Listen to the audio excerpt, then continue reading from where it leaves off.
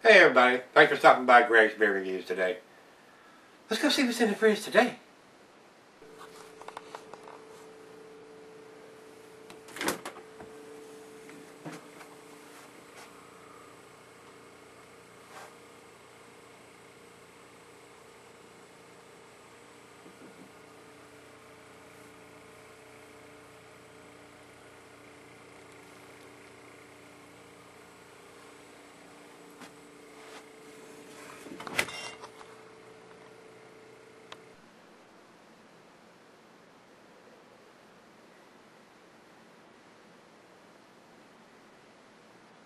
Alright guys, thanks for stopping by Greg's Beer Review. Today's beer comes from Tommyknocker.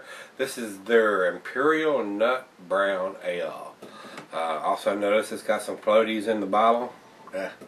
Not a big fan of that stuff, guys. This is an American Brown Ale coming in at 9.80 ABV, so I don't expect to see those in there. They're out of Idaho Springs, Colorado. Year-round serving from these guys, and they've got the label on the back here where it can be dated, and you can see, but there's no notches in the label or no dates on it. So it's an Imperial, so it should keep, but I don't have any idea what year it was produced. It doesn't have the label is not notched like it should be. So I've had a Tommyknocker beer before, not this particular one, and was not impressed. So we're gonna see how this one does. If I'm not impressed with this one, I'm gonna probably stop buying Tommyknocker beers. So that being said, guys, like I said, year-round serving, 9.8%. Food pairing cuisine would be barbecue, cheeses, earthy, Fontina, your nutty cheeses, Asiago, Colby, Parmesan, and the meat is beef. The glassware, pint, becker, stein, a mug, tumbler, about whatever you want to pour it in. And it's not recommended for extended cellaries unless AB is up above the normal, in which this one is. Then a 9.80 ABV. Let's see what this one's about.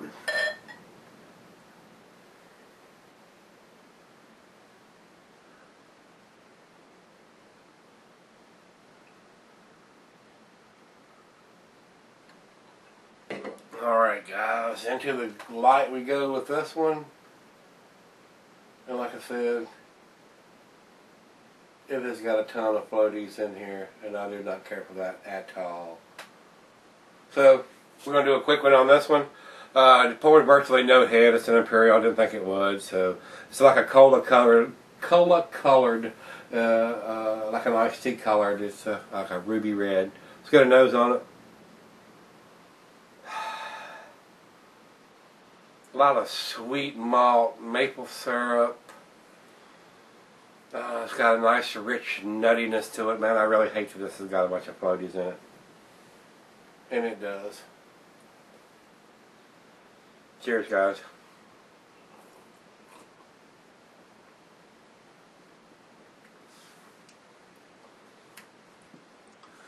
Maple syrup is the biggest thing there, and caramel malt. A lot of caramel malt there. This is a sweet. I really don't get a high alcohol on the taste, and the maple syrup covers it up on the nose, so a lot of sweetness onto this one.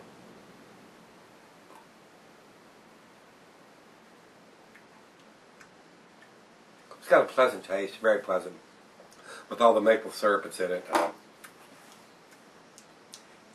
little bit of nuttiness going there. It's a pleasant beer. I just wish it didn't have all the floaties in it. I'm just not a big fan of all that stuff floating around in the beer. It's not like yeast sediment or anything.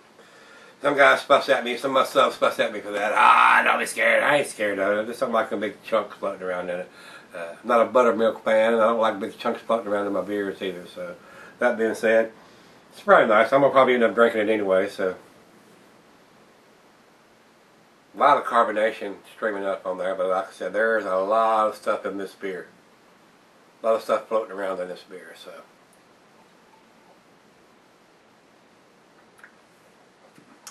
Being a 9% beer, I'm not worried about the beer being bad or anything, but just don't like all them chunks in there, guys. That's just me. That's just me. So, that being said, it's like I said, right out of the fridge, and I'm rambling on. We're going to let it warm up and see what we end up with, and if it kills me, it's the last beer review you see, you know what happened. I'll be back in a few seconds, guys, and we'll do the final chug. Stick around. Alright guys, thanks for sticking around. Got just a little bit left on the glass here. Severe floaties in this beer, and I'm not a big fan of that, and y'all know that. I fuss about that all the time, and there's just all kind of stuff floating around here. Not being able to taste it. And it's not a bad beer, it really isn't. For a 9.8% beer, almost 10%, you get absolutely no evidence of that. It is so sweet. There's no alcohol burn. I mean, if somebody put this in a glass and put ice or something in it, you might not even know it's beer. I mean, it's that smooth and it's that sweet.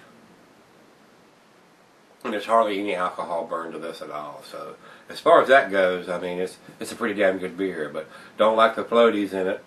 And it's really not my style, being as sweet as it is. I mean, it's super sweet with all the maple syrup they put in it. It really, really is. But anyway, guys, all the floaties and everything, final chug.